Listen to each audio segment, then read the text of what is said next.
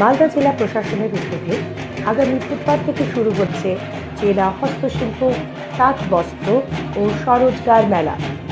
Malda college ময়দানে অনুষ্ঠিত হবে এই মেলা। তার আগে সুসজ্জিত 3টি ট্যাবলোর উদ্বোধন করা হলো। উদ্বোধন করলেন রাজ্যের মন্ত্রী নাজমুল হোসেন। মন্ত্রী জানান, আমাদের জেলায় এই মেলা অনুষ্ঠিত হচ্ছে বলে আমরা খুবই গর্বিত। আগামী 6 মার্চ থেকে শুরু হবে এই মেলা। প্রায় 50টির ওপর স্টল থাকছে।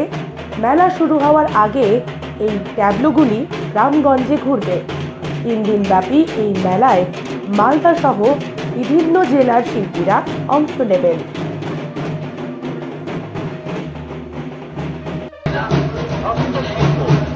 বস্ত্র ও স্বরোজগার মেলা 2024 আগামী